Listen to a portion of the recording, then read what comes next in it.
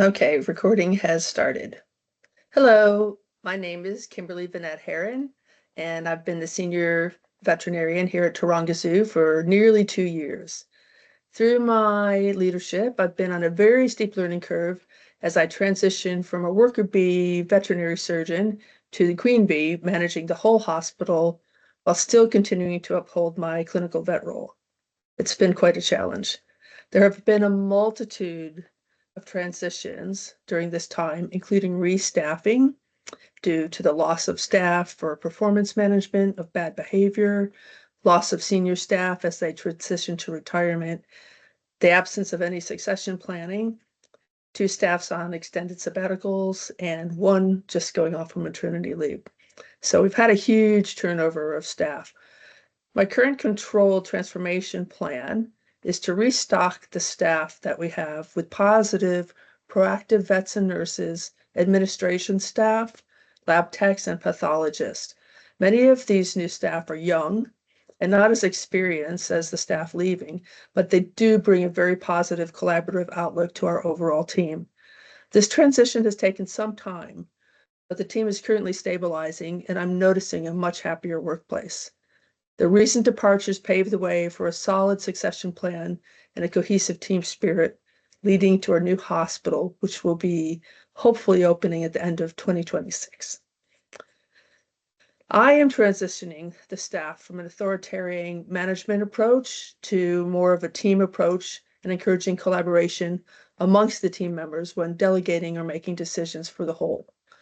I find this much more empowering and it has opened the door for constructive feedback, perhaps more than I can handle.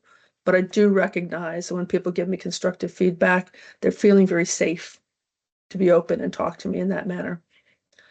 An area that's currently under transition is managing compassion fatigue and burnout at the hospital. We deal with life and death every day, so it does add up, and it's a very challenging environment. There are very strong impacts on our team as we navigate both the staffing changes, but we need to also remember that we're faced with myriads of challenging veterinary events along the way. Within the last year and a half or so, we've had devastating Shigella outbreak in our gorillas. We've lost our young female. We've just moved our elephants that we've had since 2006 to Monardo. That was a big event, emotional and physically, but one of them had an advanced eye surgery to repair a ruptured eye. I don't think she wanted to go. And this weekend, it was all specialists on board as gallbladder stones were removed from one of our elderly chimpanzees. So we have a lot going on amidst all of the other changes that are happening in our team. Our team is also on standby for any environmental emergency, such as bushfires, drought, and the entry of HPAI into Australia. With all of these events, part of our transition is supporting the mental health of our staff through on-site counseling, balancing our workflow and efficiencies, and regular team bonding. And those we're calling water holes, so we don't trigger anyone who's had bad experience with the words team bonding.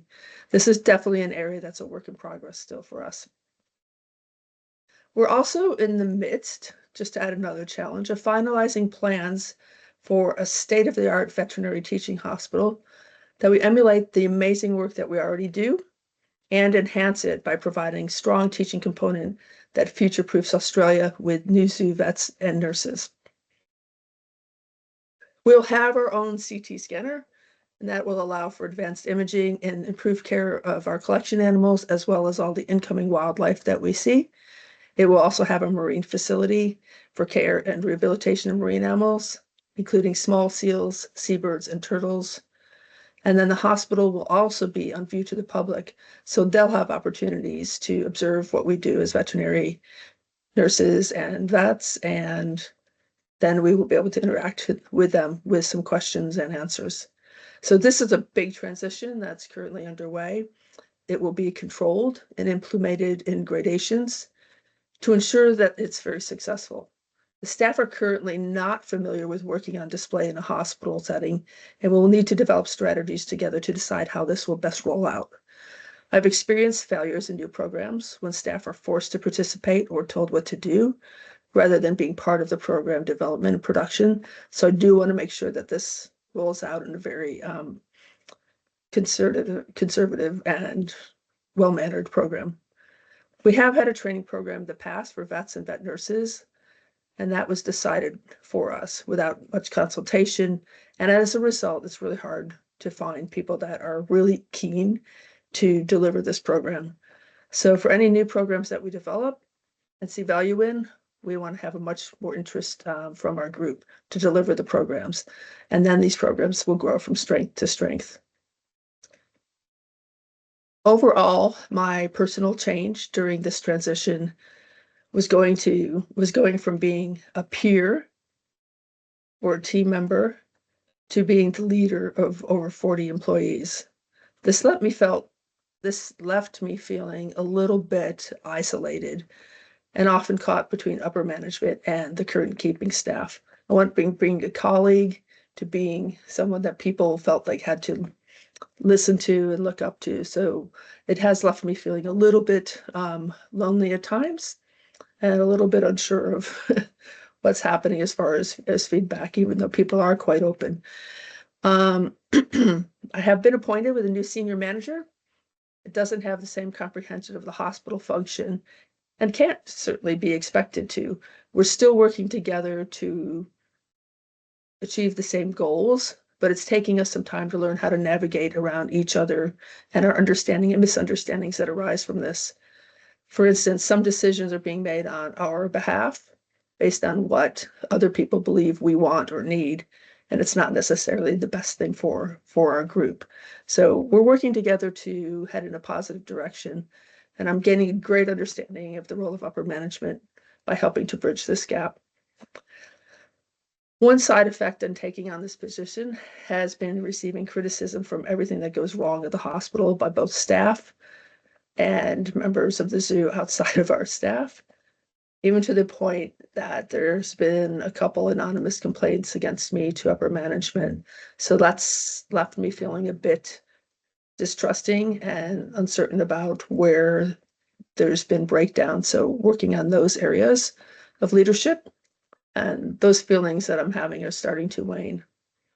So as some of the staff have left, I can already see a shift in our staff's mindset, which allows more freedom to change and grow together as a team.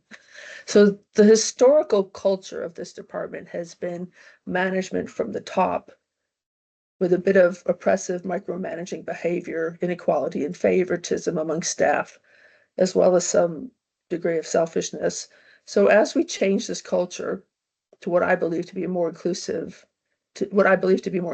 most of the staff can embrace the change and they're very supportive. Some do try to take advantage of, these new opportunities without sharing, but those are only a couple. And those ingrained in the old regime do have some fear of change, or it just feels uncomfortable. So they're taking a little longer time to adjust. I was told that I only need 17% of the team to be on board with the new direction, and then the rest would follow or either drop away. So this seems to be happening, and the outcome seems to be very positive. So I'm quite pleased with that at the moment. One of the problems we are also facing is trying to balance time to cover the veterinary component of my role, as well as meet all of the expectations of others. Everyone wants an hour of my time during the week without realizing that there's 50 people lined up for the same request. So it is a bit exhausting. And for a lot of the staff taking on some of my old roles, we're trying to find a balance of how we can manage all of these tasks. Whether the idea of organizational change as a plan and managed process reflects my personal experience, I do like managed process of change, and I feel the zoo will have positive buy-in from our staff if we know more about the changes that are being proposed. It's hard for us to accept a change when they are forced upon us. If we know what's happening and we're part of that change, then we're able to manage our expectations and communicate what we need to do. And I think when people feel more involved, they become more empowered and then become more productive in their daily life and what's happening with the hospital. And we really need that going into the new facility to make this all work. So overall, leading rather than just managing has been the best success I have seen in teams across the zoo. I find inclusiveness and appreciation empower staff to be more productive and content in the workplace. I'm very proud to say that we are seeing that shift already. I'm confident that we will head into our new hospital with the strongest veterinary team that Toronto has seen yet. Thank you.